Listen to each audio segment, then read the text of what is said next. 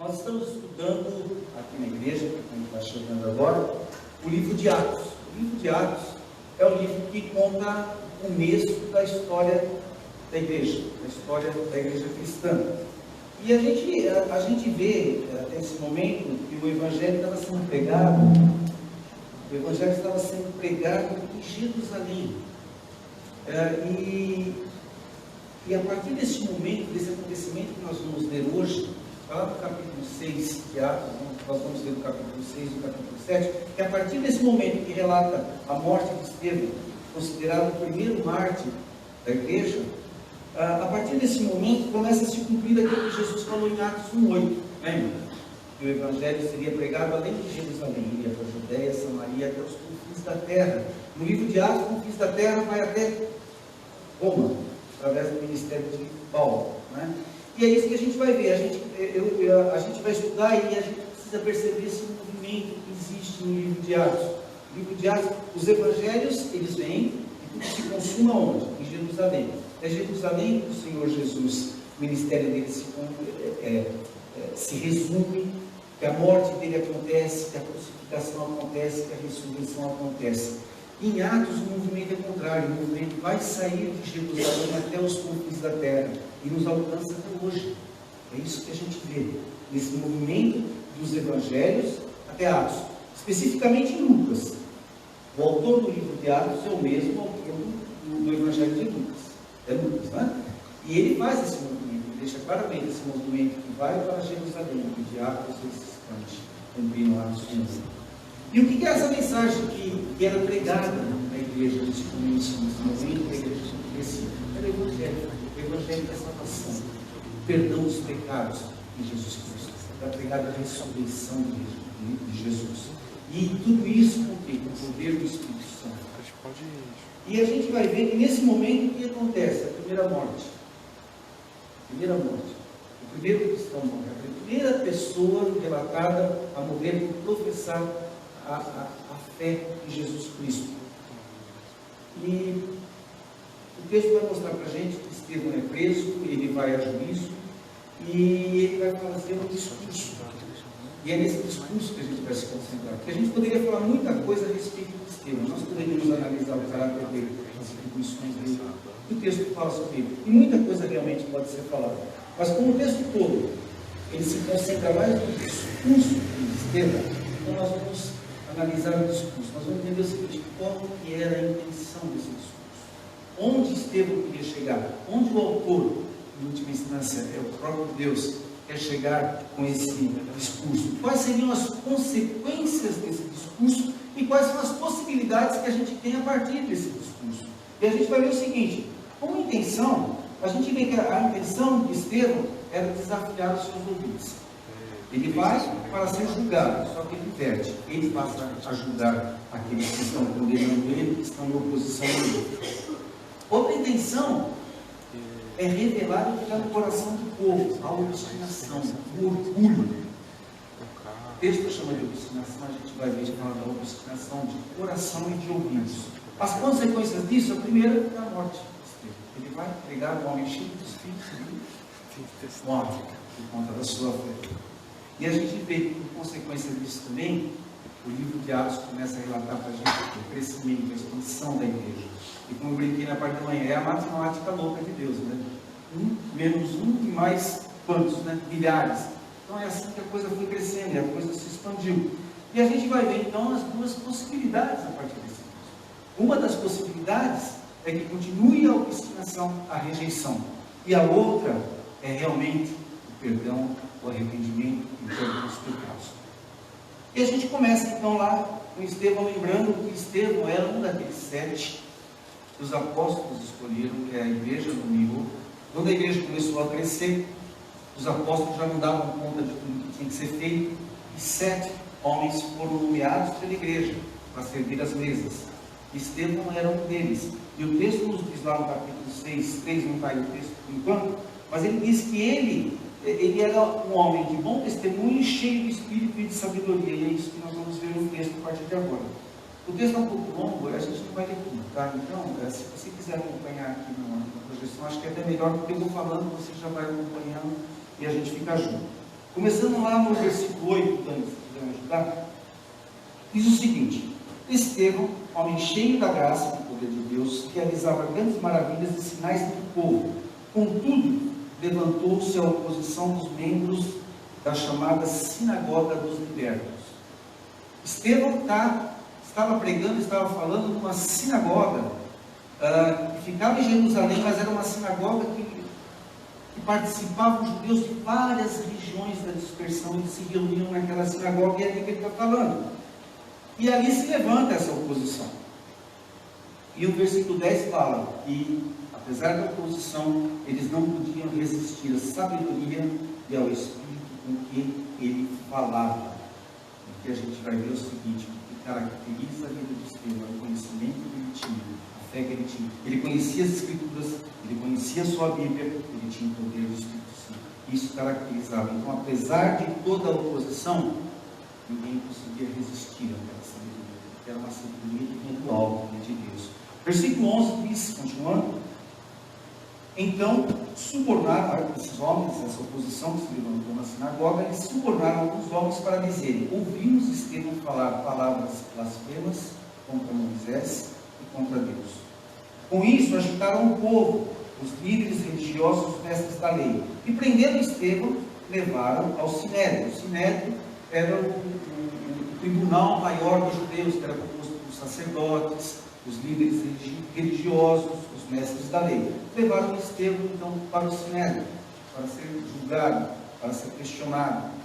Versículo 13 diz: ali apresentaram falsas testemunhas e diziam: este homem não para de falar contra este lugar santo e contra a lei, pois ouvimos dizer que esse Jesus, o Nazareno, destruirá este lugar e mudará os costumes que Moisés nos deixou. É interessante que o texto revela aqui para a gente que, além dessa simulação, estavam distorcendo os fatos, na verdade revela claramente, já começa a revelar que o povo se prendia o que? A sua religiosidade.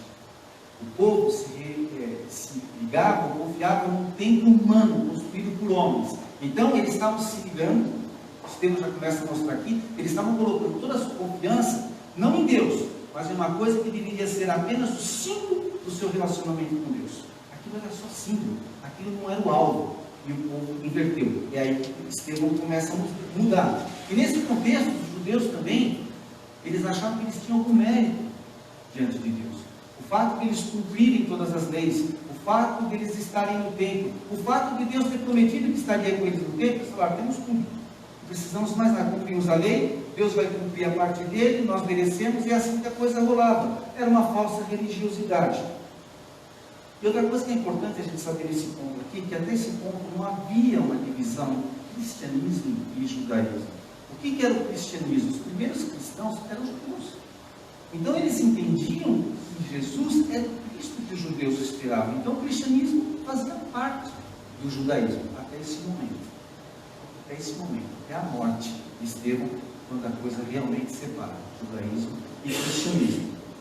E aí é interessante que o texto continua no versículo 15, dizendo que, olhando para ele, todos os que estavam sentados no Sinédrio viram que o seu rosto parecia o rosto de um anjo. Interessante, era um homem que falava pelo Espírito Santo. Então, apesar daquela oposição, eles não poderiam deixar de reconhecer que algo extraordinário existia na vida daquele homem, na forma que ele falava. E aí ele começa o discurso dele. Só que a gente vai ver que o discurso dele é interessante, não é um discurso que está preocupado na defesa. Ele não começa o discurso para se defender. É isso que nós vamos perceber aqui. O texto, o versículo 1 do capítulo 7 diz o seguinte: então o sumo sacerdote perguntou a Estevão: são verdadeiras estas acusações? E aí Estevão vai começar. Não é uma resposta simples, porque de fato ele estava atacando, de certa forma, a lei e o templo, mas a forma que o povo encarava a lei e o templo, como eu já falei, eles encaravam aquilo simplesmente como uma religiosidade, né? E não como alguma coisa que seria fruto de um relacionamento anterior com Deus. Então, está certo e está errado. Então, quando o sacerdote pergunta: é verdade essa acusação? O discurso dele vai então ser para falar a verdade. Estevão, no discurso dele, vai mostrar qual é a verdade por trás daquela situação. Por trás daquela situação do povo que estava levando a toda essa oposição. Não oposição a Estevão, mas oposição ao próprio Evangelho, ao próprio Senhor. Versículo 2 diz: a isso ele respondeu. Estevão respondendo a essa pergunta: irmãos e pais, ouçam. O Deus glorioso apareceu a Abraão, nosso pai, estando ele ainda na Mesopotâmia, antes de morar em Harã. Ele disse: saia da sua terra, e do meio dos seus parentes, vá para a terra que eu te mostrarei. Aqui começa a história da redenção da humanidade de Deus. Em Abraão, escolhe um homem. Se a gente lembrar do panorama, Abraão começa lá no capítulo 12 de Gênesis. Se você lembrar capítulo 1 e 2 de Gênesis, é o relato da criação. E viu Deus que tudo era bom, era muito bom. Só que no capítulo 3 acontece o quê? A queda. A partir daí o homem é separado de Deus. A partir daí o homem é expulso da presença de Deus, é expulso do Éden. E do capítulo 4 ao capítulo 11, antes de Abraão, se você lembrar de todos os ocorridos ali, é o homem tentando se religar a Deus pela sua própria força, do seu próprio jeito. Começa lá no sacrifício lá de Caim e Abel, que acaba no assassinato. Depois você vai no tempo de Noé, os homens fazendo o que queriam, cada um vivendo a sua vida, cuidando da sua vida, né? O homem dono de si. Depois a gente vê em Babel, por exemplo, o homem construindo uma torre para querer se ligar novamente a Deus. De alguma forma ele queria abrir um caminho para Deus, pelo seu próprio trabalho, pela sua própria força, pela sua própria capacidade. E Deus fala: chega, para com isso, eu vou dar um jeito na situação. Aí ele escolhe um homem, ele escolhe Abraão. Versículo 8. E deu a Abraão a aliança da circuncisão. Por isso Abraão gerou Isaque e o circuncidou 8 dias depois do seu nascimento. Mais tarde, Isaque gerou Jacó e os 12 patriarcas. E estes 12 patriarcas. Os patriarcas, tendo inveja de José, venderam-no como escravo para o Egito, mas Deus estava com ele. É interessante. Deus escolhe um homem, Abraão, escolhe uma família, escolhe um povo, que nos alcança até hoje. Se você lembrar da bênção de Deus a Abraão, ele prometiu que terra, descendência, terra, e que todas as nações seriam abençoadas pela descendência de Abraão. Isso nos alcança hoje. Por isso que muitas vezes falamos que nós somos filhos de Abraão também. Por isso, porque isso nos alcança. Mas passa pelos patriarcas, né? Então, você tem lá Abraão, gera Isaque, gera Isaque, depois Jacó, os 12 patriarcas, e gera José, né? A partir daí você percebe que começa a oposição. Os próprios irmãos de José rejeitam ele, se opõem a ele. Alguém que tinha sido escolhido por Deus. Por que Estevão está fazendo aqui? Ele começa a mostrar para os seus opositores que o povo judeu sempre rejeitou os líderes que Deus levantou. Os escolhidos de Deus eram sempre rejeitados pelo povo. E aí, Estevão conta a história de José, que vai para o Egito, de escravo, vai a governador do Egito. Aí ele conta a história da fome em toda aquela região, do Egito, em Canaã, e ele vai dizer que o número cresce muito e o povo acaba sendo escravizado no Egito. Ele conta toda essa história, a gente pula lá para o versículo 17 e diz o seguinte: ao se aproximar o tempo em que Deus cumpriria sua promessa a Abraão, aumentou muito o número do nosso povo no Egito. Então, outro rei, que nada sabia a respeito de José, passou a governar o Egito. Ele agiu traiçoeiramente para com o nosso povo e oprimiu os nossos antepassados, obrigando-nos a abandonar os seus recém-nascidos, para que não sobrevivesse. Naquele tempo nasceu Moisés, que era um menino extraordinário. Aí agora Estevão começa a entrar na narrativa de Moisés também para mostrar o seguinte: olha, o povo rejeitou Moisés, foi proibido e levantado do povo, assim como vocês estão rejeitando também o escolhido de Deus, que é o Senhor Jesus.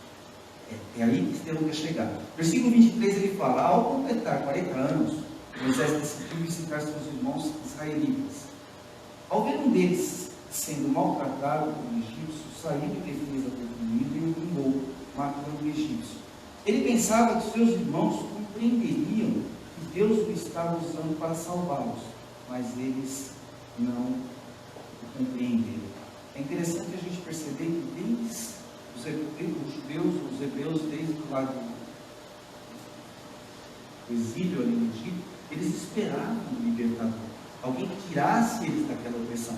E os judeus, na época de Jesus, que esteve ali, também esperavam. Só que o detalhe é o seguinte: eles esperavam um libertador. Só que todas as vezes Deus mandava, de fato, um libertador escolhido por Deus, o povo fazia o que? O povo rejeitava. Versículo 26 diz o seguinte: no dia seguinte, Moisés dirigiu-se a 2 israelitas que estavam brigando e tentou reconciliá-los, dizendo: homens, vocês são irmãos, por que ferem um ao outro? Mas o homem que maltratava o outro empurrou Moisés e disse: quem o nomeou líder e juiz sobre nós? Estão rejeitando Moisés. Mas Deus, um Deus de graça, e Deus não desiste do seu povo. Nós vamos ver no versículo 30, diz o seguinte: passados 40 anos, apareceu a Moisés um anjo nas labaredas de uma sarça em chamas no deserto, perto do monte Sinai. Deus vai, nesse contexto, quando ele aparece a Moisés, ele se apresenta a Moisés dizendo que ele é o Deus dos antepassados de Moisés. E no versículo 4, olha a graça de Deus se manifestando no texto. Versículo 34. De fato, tenho visto a opressão sobre o meu povo no Egito. Ouvi os seus gemidos e desci para livrá-lo. Vem agora, eu enviarei de volta ao Egito. Este é o menino Moisés que tinham rejeitado com essas palavras. Quem nomeou líder e juiz? Ele foi enviado pelo próprio Deus para ser líder e libertador deles. Onde Estevão está querendo chegar? É aquilo que eu falei. Quer mostrar que, assim como o povo rejeitou Moisés, o povo também rejeitou Jesus. Estava rejeitando Jesus. Versículo 37 diz: este é aquele Moisés que disse aos israelitas: Deus lhes levantará dentre seus irmãos um profeta como eu. O próprio Moisés, nesse texto, está fazendo o quê? Ele está profetizando a vinda de Jesus. Moisés, ele era enviado de Deus para libertar o povo, e ele mesmo já profetiza a vinda de Jesus. Estevão pregando para aquele povo que rejeitou Jesus, que falou: está vendo, povo?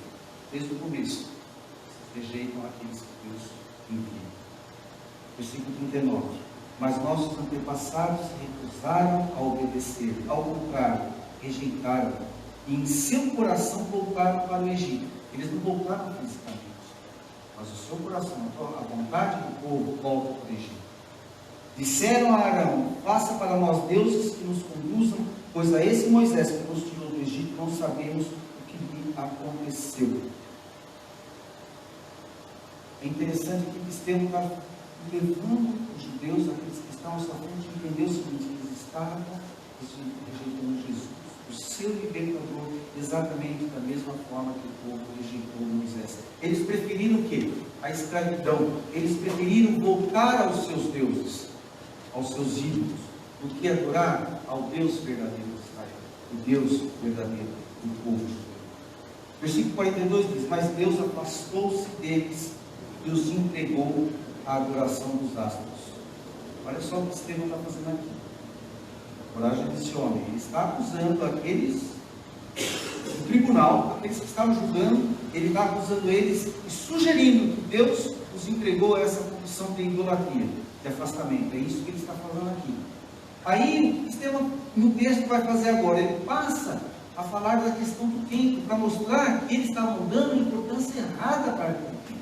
O templo, na verdade, era assim um símbolo da presença de Deus entre o seu povo, mas aquilo não era garantia de nada, porque o coração estava longe de Dedeus. O que eles fizeram aqui é transformar aquilo que era o símbolo da presença de Deus no ídolo. É isso que eles estavam fazendo. E é o que a gente faz sempre. Que a gente deixa Deus em segundo plano e coloca outra coisa na nossa vida em primeiro lugar. Isso é idolatria. Aí ele vai falar, então, trabalhando essa questão do tempo, no versículo 48, ele fala: todavia o Altíssimo não habita em casas feitas por homens, como diz o profeta. O céu é o meu trono e a terra o estrado dos meus pés. Que espécie de casa vocês me edificarão, diz o Senhor. Ou onde seria o meu lugar de descanso? Não foram as minhas mãos que fizeram todas estas coisas. E Deus está querendo dizer assim, que todo o esforço de vocês é inútil, toda a religiosidade de vocês é inútil. Vocês deixaram a verdadeira religião de lado, tudo já pertence a mim. Vocês estão se apegando em alguma coisa que não vale nada diante de mim. É isso que ele está falando. O povo estava usando a sua religiosidade e o templo, de certa forma, para manipular Deus. É isso que eles estavam fazendo aqui. Eles tinham esquecido realmente que o templo tinha sido construído apenas como símbolo, que a religiosidade, a lei, era alguma coisa que Deus dava para lembrar do relacionamento que eles já tinham com Deus. E o que Estevão está dizendo, olha só o que ele vai dizer aqui, no momento que parece que chega no momento máximo do discurso dele, onde ele coloca toda a emoção dele aqui, a indignação dele. Versículo 51, ele vai falar: povo rebelde, obstinado de coração e de ouvidos. O que será que é essa palavra obstinada que o autor usa aqui? E Estevão usa no seu discurso, e o autor, Lucas, usa aqui para colocar essa palavra obstinada, que significa alguém que não se curva. Algumas traduções dizem pessoas de dura serviço, é orgulhoso, é soberbo, é arrogante. É isso que ele está dizendo quando eles falam que esse povo é obstinado de coração. Quando fala que eles são obstinados de ouvidos, quer dizer que eles se recusam a aprender, eles são duros para aprender, são rebeldes para aprender, é isso que ele está dizendo. E ele fala: vocês são iguais aos seus antepassados, sempre resistem ao Espírito Santo. Qual dos profetas os seus antepassados não perseguiram? Eles mataram aqueles que prediziam a vida do justo, de quem agora vocês se tornaram traidores e assassinos. Vocês que receberam a lei por intermédio dos anjos, não lhe obedeceram. Deus está dizendo o seguinte: vocês, meus Senhor, são exatamente iguais aos seus ancestrais. Seus ancestrais sempre recusaram os enviados, os mensageiros de Deus, assim como vocês estão fazendo agora também. Ele acusa os seus ouvintes diretamente de ter traído e ter assassinado Jesus. Ele inverte. Um homem corajoso, cheio do Espírito Santo, cheio de sabedoria, e chega para ser julgado, e ele inverte. Vocês é que estão sendo acusados. Vocês é que traíram. Vocês é que traíram. É isso que eles estão fazendo aqui. E o Estevão faz isso com um objetivo: tirar uma atitude, levar o povo ao arrependimento, levar o povo a reconhecer isso. Mas o que acontece? Versículo 54: ouvindo isso, ficaram furiosos, rangeram os dentes contra ele. Mas Estevão, cheio do Espírito Santo, levantou os olhos para o céu e viu a glória de Deus, e Jesus em pé diante de Deus. Veja os céus abertos e o Filho do Homem em pé à direita de Deus. Estevão chega nesse momento convicto da sua fé, convicto do que estava falando, sabendo o que poderia acontecer com ele.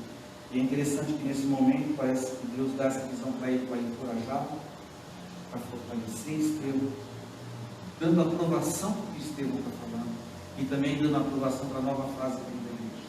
Uma fase de perseguição, mas uma fase de muito crescimento. E nesse momento acontece de fato aquela judaísmo e cristianismo. Aí nesse momento cada um segue o seu rumo. A história até hoje. Versículo 57 diz: mas eles taparam os ouvidos e dando fortes gritos, lançaram-se todos juntos contra ele, arrastando-no para fora da cidade, começaram a apedrejá-lo. As testemunhas deixaram seus mantos aos pés de um jovem chamado Saulo. Saulo é quem vem ser o apóstolo Paulo, um pouco mais adiante. Enquanto apedrejava Estevão, este orava. Estevão orava, apedrejado: Senhor Jesus, recebe o meu espírito. Então caiu de joelhos e bradou: Senhor, não os considere culpados deste pecado. E tendo dito isso, adormeceu. E Saulo estava ali consentindo na partida. Essas palavras, Estevão, Senhor Jesus, recebe o meu espírito, e pedindo que não os considere culpados desse pecado, lembra as palavras do quê? São as próprias palavras de Jesus. E é interessante que o Saulo é chamado por texto aqui, Paulo é chamado por esse texto aqui. Paulo, nesse momento, Saulo era o perseguidor dele, era o principal perseguidor. E é interessante quando ele pede perdão àqueles que estão cometendo o pecado da rejeição para ele. Paulo está em cruz. Está pedindo perdão até para Paulo. Isso tem um significado muito grande. Nós vamos ver isso na frente. E nos próximos capítulos também nós vamos ver. A partir desse momento, capítulo 12, até o final de Atos, está relatando basicamente o ministério de Paulo. Então Estevão aqui ele falou com os profetas e foi morto como os profetas, foi rejeitado como os profetas, e a mensagem foi rejeitada. E a partir daí então a perseguição se intensifica, mas o evangelho se espalha e o movimento vai para fora de Jerusalém. Lembra que eu falei? O movimento dos evangelhos vem para Jerusalém e Atos vai para fora. Então o que a gente vê nesse texto que a gente leu? O que está acontecendo aqui? Estevão está acusando os seus opositores de serem obstinados de coração e de ouvidos. Eles têm marca externa, eles têm a circuncisão, eles têm uma marca externa do seu compromisso com Deus, mas o compromisso não é um compromisso de coração, porque eles não se curvam, eles não se submetem, eles são arrogantes, eles são soberbos, eles são obstinados de ouvido, eles se recusam a aprender. O próprio texto nos mostra. Estevão diretamente acusa o povo dele, resistir ao Espírito Santo, de perseguir e matar os profetas que falaram da vinda do Messias, que falaram da vinda de Cristo. Ele acusa eles de trair e matar Jesus. Eles acusam os judeus de negar que ele, que Jesus é o Cristo enviado por Deus, rejeitam Jesus. E ele acusa eles de desobedecerem a própria lei, porque toda a lei, todo o Antigo Testamento apontava para Jesus Cristo, e eles negam isso. Em resumo, o que Estevão está falando para eles é o seguinte: vocês estão rejeitando as boas novas de salvação de Deus. Vocês estão rejeitando a salvação de Cristo Jesus. Aí a gente olha para isso e a gente pensa, tudo difícil, né? Tudo difícil. Ainda bem que nós não somos assim. Só que não, né? Somos exatamente assim. Todos os povos, de todos os tempos da terra, têm um coração difícil. Atos conta o começo da história da cristã e hoje, 2000 anos depois, o coração do homem é obstinado da mesma forma. Corações obstinados, ouvidos obstinados, muita gente sem querer saber de Deus e muitas vezes pensar que está na igreja, muitas vezes é por isso, mas é uma falsa religiosidade, se apegando a coisas que na verdade não têm a menor importância para Deus. Vocês construíram aqui com as suas mãos. Que Deus fala, volta ao relacionamento, ao coração. Isso que é mais importante. Isso vem antes. Deus escolheu um povo para se revelar a nós. Quando a gente olha para esse povo, a gente tem que entender o seguinte: nós estamos representados aqui. Ele escolhe um povo, não é porque aquele povo é isso ou aquilo. Não, ele escolhe um homem, uma família, e nós somos abençoados. Nós somos, o Evangelho chega a nós através dessa pregação, dessa descendência, mas nós somos iguais, nós somos obstinados também. Todas as vezes que Deus quis trabalhar com nós foi difícil. O meu coração é difícil. Todas as vezes que Deus quis trabalhar com Marcos, eu posso garantir para vocês, é difícil. Todas as vezes que Deus quer trabalhar comigo, é difícil. E eu invento um monte de mentiras para isso. Não, Deus, não é bem assim. Não vai ser assim, não é. Deus, vamos negociar, sempre querendo negociar com Deus. Coração obstinado, sempre difícil. Dura serviço, como falam algumas traduções. E é interessante que nós vivemos num contexto, na nossa cultura, onde o orgulho ele é valorizado. E numa cultura onde você tem uma característica dessa tão valorizada, porque o orgulho, a soberba, talvez não com esses nomes, né? Mas ele é valorizado por quê? Porque é assim que você consegue suas realizações. O importante é você conseguir seus resultados. O importante é você batalhar, não importa os meios. Você pode até ir para a igreja, desde que ela seja boa para você. Se ela te ajudar nos seus negócios, se ela for bem para o teu emocional, para a tua saúde intelectual, sei lá, para a comunhão, vai para a igreja. Mas não é por causa de Deus. Então nós somos obstinados. Somos obstinados de ouvido. E aí a gente tem que refletir que a história vem sempre se repetindo. Quantas vezes eu fui para o cativeiro? Quantas vezes Deus me tirou do cativeiro? Quantas vezes você foi para o cativeiro? Quantas vezes Deus foi lá e te tirou do cativeiro? Quantas vezes a gente saindo do cativeiro como o povo no deserto, construímos nossos ídolos? Antes de sair, construímos nossos ídolos. E nós ficamos no deserto, mais no tempo. E Deus ali, com amor, nos corrigindo, nos buscando o tempo inteiro. Quantas vezes nós desprezamos aqueles que anunciaram Jesus Cristo para nós? Quantas vezes a gente rejeita, faz oposição contra aqueles que pregam Jesus a nós, a verdade a nós?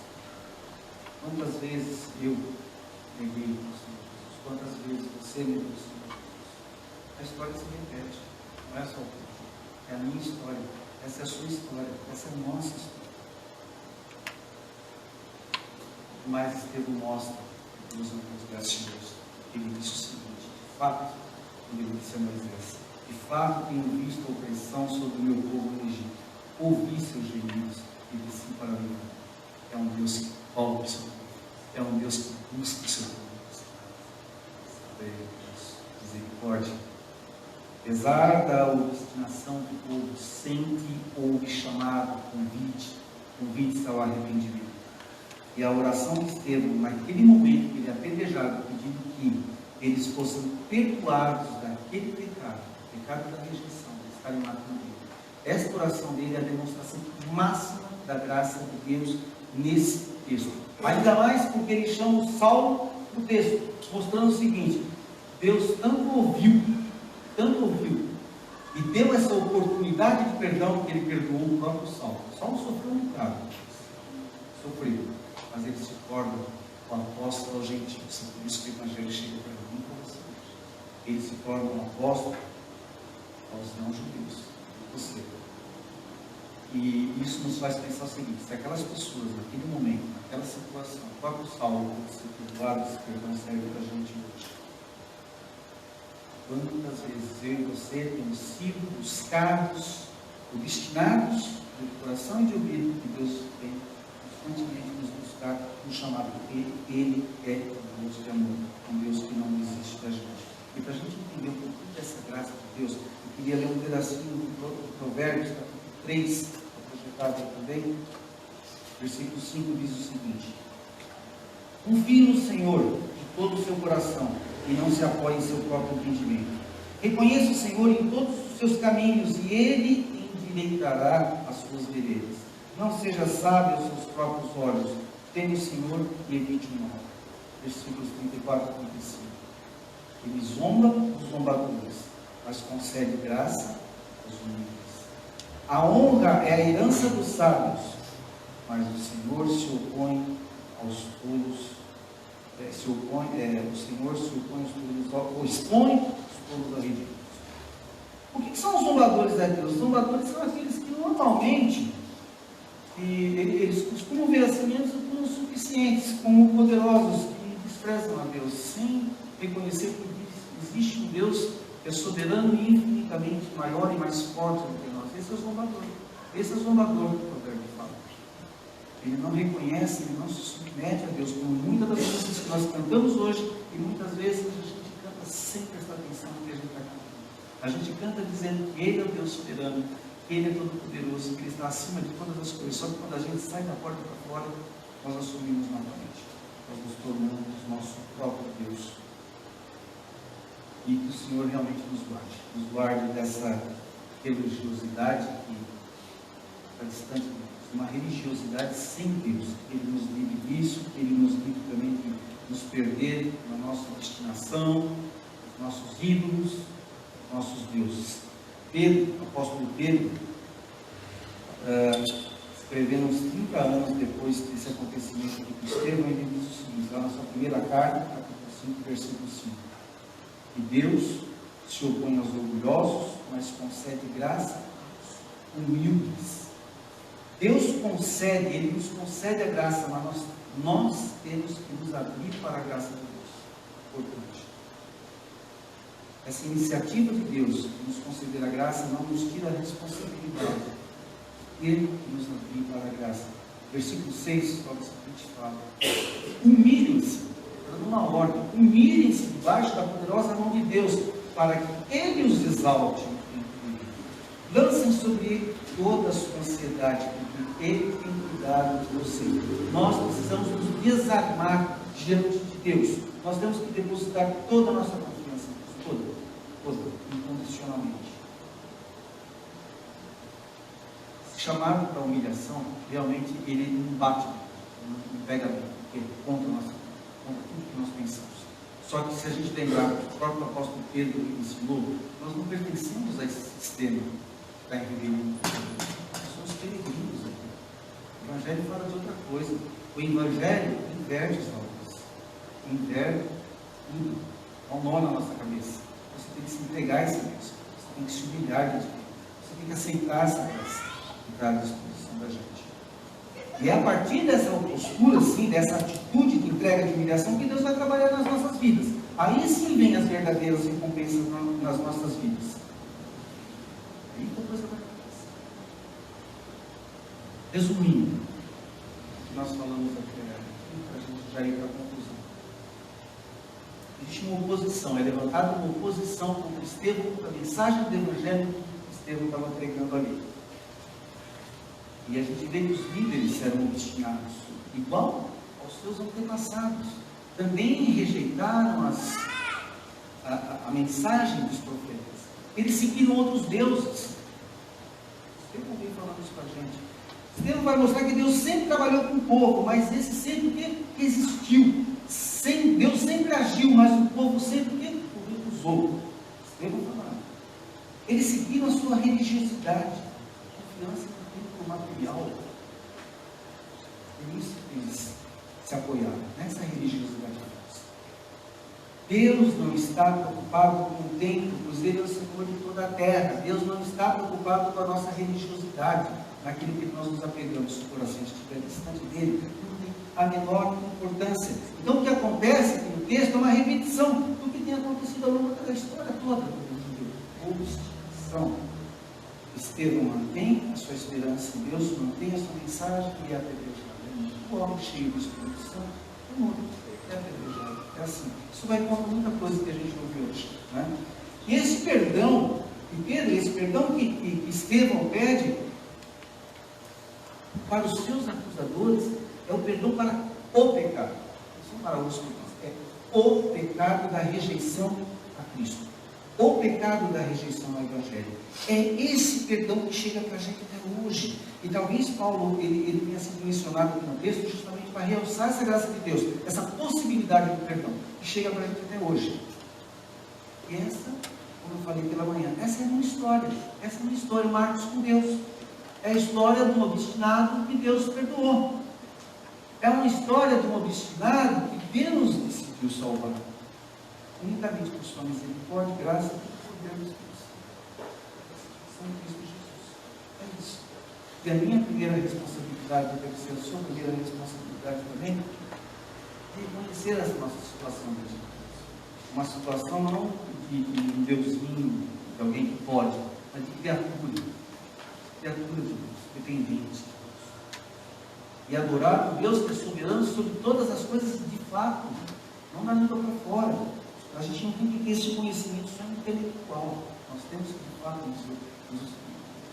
nos humilhar diante de Deus, nos entregar, nos abrir diante de Deus. E o texto, lembra que no começo eu falei o seguinte: o texto de Estevão, o discurso que tinha uma limitação, tinha umas consequências, e tinha duas possibilidades. Uma das possibilidades é essa: eu aceitar esse perdão e a salvação de Cristo Jesus. A outra possibilidade é continuar no meu caminho, na minha obstinação. E esse é um problema que é tratado na Bíblia do começo ao fim. É Deus tentando restaurar o homem. E Deus resolve isso na cruz de Cristo, o sacrifício de Cristo, que morreu por mim e morreu por você. É aí que se resolve o problema da rebelião do homem contra Deus.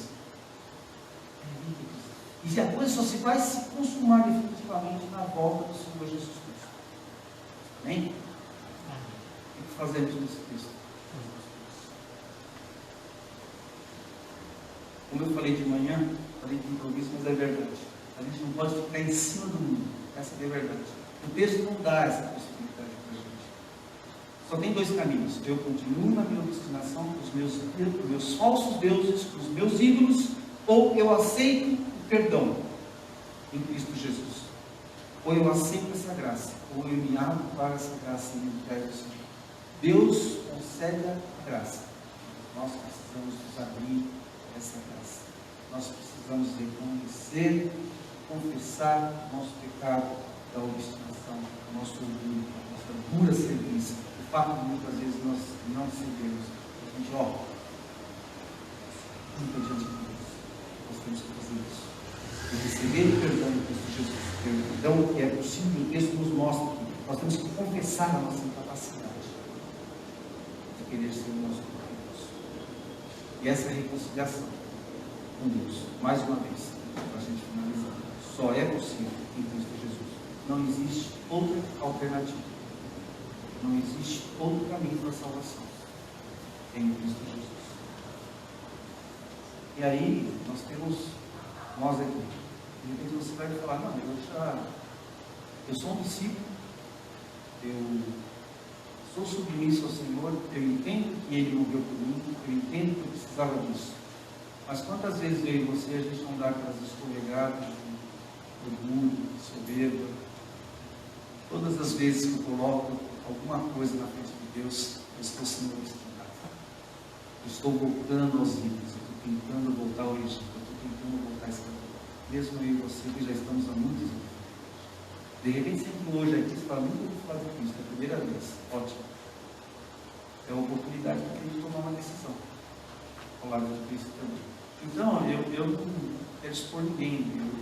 Eu sugiro o seguinte: quem está, como eu, reconhecendo que muitas vezes é um obstinado, que precisa se humilhar diante de Deus a cada dia, fique em pé para orar comigo. Se você quer entregar sua vida a Cristo hoje, quer ter esse primeiro contato, eu pedi para que você fique em pé também e vamos orar juntos como igreja. Eu vou pedir que o pastor André venha aqui, se puder.